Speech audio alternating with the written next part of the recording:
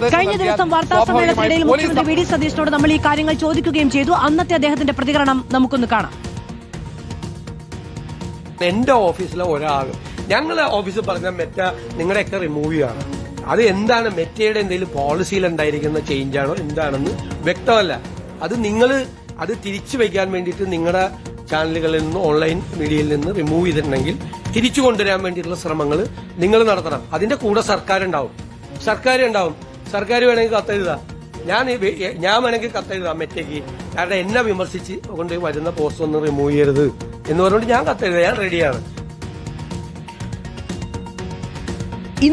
ഇന്നലെ നമ്മൾ ഡിബേറ്റ് വിത്ത് മാധു സജിയുടെ കാർഡ് എന്ന് പറയുന്നത് രാജീവ് ചന്ദ്രശേഖർ ഉൾപ്പെടുന്ന കാർഡായിരുന്നു. ആ ചിത്രത്തിൽ രാജീവ് ചന്ദ്രശേഖറിന്റെ കൂടി ചിത്രമുണ്ടായിരുന്നു. വിളിച്ചു പറഞ്ഞത് വിലക്കിയോ എന്നുള്ളതായിരുന്നു ഇന്നലത്തെ വിഷയം. PC ജോർജിന്റെ ഈ തെരഞ്ഞെടുപ്പ് ഫണ്ട് ക്രമക്കേടുമായി ബന്ധപ്പെട്ട ആരോപണമാണ് ഇന്നലെ ഡിബേറ്റ് വിത്ത് മാധു സജി ചർച്ച ചെയ്തത്. അതിൽ ഉണ്ടായിരുന്ന ഫോട്ടോകൾ ഒന്ന് PC ജോർജിന്റേത്, ഒന്ന് രാജീവ് ചന്ദ്രശേഖരന്റേത്, മറ്റൊന്ന് എന്റേത്.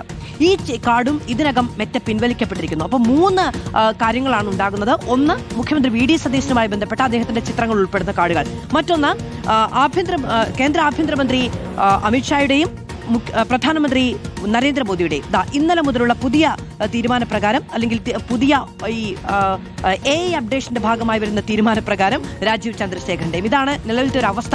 TV പ്രസാദ് വിവരങ്ങളുമായി നമ്മളോടൊപ്പം തുടരുന്നുണ്ട്. TV പ്രസാദ്, കാർഡ് നീക്കം ചെയ്യുന്നതിൽ മാറ്റങ്ങളൊന്നുമില്ല. മെറ്റ ഇപ്പോഴും ലീഗൽ നിർദ്ദേശമാണ് എന്നത് സ്ഥിരീകരിക്കുമ്പോഴും അത് തുടരുകയാണ്. അതുതന്നെയാണ് മാധു, ഇതിലെ പ്രധാനപ്പെട്ട പ്രശ്നവും. എന്തിനു വേണ്ടിയാണ് ഇത് നീക്കം ചെയ്യപ്പെടുന്നത് എന്ന ചോദ്യമാണ്. ഏതെങ്കിലും സാങ്കേതിക പ്രശ്നങ്ങൾ കൊണ്ടാണ് ഇത് മാറിപ്പോയതെങ്കിൽ എന്തുകൊണ്ടാണ് മറ്റ് കാർഡുകൾ പോകാത്തത് എന്ന ചോദ്യം വളരെ ഗൗരവമായി ഉയരുന്നുമുണ്ട്. നമ്മൾ കുറച്ചു മുമ്പ് സംപ്രേഷണം ചെയ്ത നമ്മുടെ മുഖ്യമന്ത്രിയുടെ പ്രതികരണത്തിൽ വേണമെങ്കിൽ മെറ്റയ്ക്ക് കത്തേക്കാം എന്നാണ് മുഖ്യമന്ത്രി പറയുന്നത്. വേണമെങ്കിൽ എന്നല്ല യഥാർത്ഥത്തിൽ മുഖ്യമന്ത്രി പറയേണ്ടത്. ഇങ്ങനൊരു പ്രശ്നം സംസ്ഥാനത്തെ ഒരു മാധ്യമ സ്ഥാപനം, അതല്ലെങ്കിൽ ഒന്നിൽ കൂടുതൽ മാധ്യമ സ്ഥാപനങ്ങൾ ഉയർത്തുമ്പോൾ അത് അടിയന്തരാവസ്ഥയുടെ ഓർമ്മിപ്പിക്കലാണ് എന്ന രീതിയിലുള്ള പ്രതികരണങ്ങൾ വരുമ്പോൾ യഥാർത്ഥത്തിൽ വേണമെങ്കിലല്ല മുഖ്യമന്ത്രി കത്തെഴുതേണ്ടത്.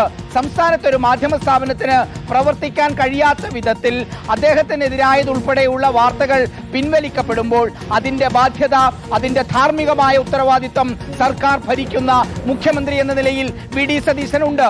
വി ഡി സതീശന്റെ ആ ദിവസത്തെ പരാമർശം അല്ലെങ്കിൽ പ്രസ്താവന ഉണ്ടാകേണ്ടത് മെറ്റയ്ക്ക് കത്തയക്കും എന്ന് തന്നെ ആയിരിക്കണം. വേണമെങ്കിൽ എന്ന് കൂട്ടിച്ചേർത്തത് കൊണ്ട് ഇതുവരെയും മെറ്റയ്ക്ക് അങ്ങനെ ഒരു കത്തയച്ചതായുള്ള വിവരം നമ്മളെ സംബന്ധിച്ചിടത്തോളം ഇല്ല. പക്ഷേ ഒരു കാര്യം ഉറപ്പാണ് മാധു, കൃത്യമായ ഡയറക്ഷന്റെ അടിസ്ഥാനത്തിലാണ് ഈ കാർഡുകൾ നീക്കം ചെയ്യപ്പെടുന്നത് എന്നുള്ളതാണ്.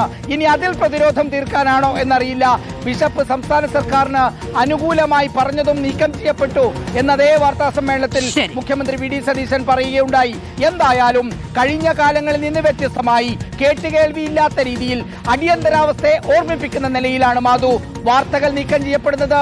അതിൽ ബഹുഭൂരിപക്ഷവും സംസ്ഥാനത്തെ മുഖ്യമന്ത്രിക്കെതിരായ വാർത്തകളാണ് എന്നുള്ളതാണ് അതിലേറെ കൗതുകകരമായ കാര്യം.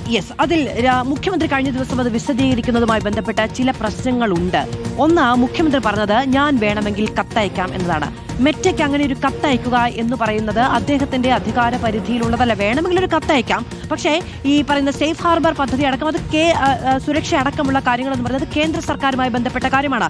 അതിലൊരു മുഖ്യമന്ത്രി കത്തയച്ചത് കൊണ്ട് എന്തെങ്കിലും തരത്തിൽ, അതായത് കേന്ദ്രവുമായിട്ടാണ് മെറ്റയുടെ പോളിസിയും മെറ്റയുടെ ബന്ധങ്ങളും കരാറുകളും മറ്റെല്ലാം, അതിലൊരു കേരളത്തിന്റെ ഒരു മുഖ്യമന്ത്രി കത്തയക്കുന്നത് കൊണ്ട് എന്തെങ്കിലും തരത്തിൽ അത് മെറ്റയ്ക്ക് ബാധകമായിരിക്കില്ല. അതിലൊരു നടപടി സ്വീകരിക്കൽ എന്നതാണ് അതിന്റെ നിയമവശം. മറ്റൊന്നെന്ന് പറയുന്നത് അദ്ദേഹത്തിന്റെ ഓഫീസ് ഇടപെട്ടിട്ടില്ല എന്നുള്ളതായിരുന്നു അദ്ദേഹത്തിന്റെ ഒരു വിശദീകരണം എന്ന് പറയുന്നത്.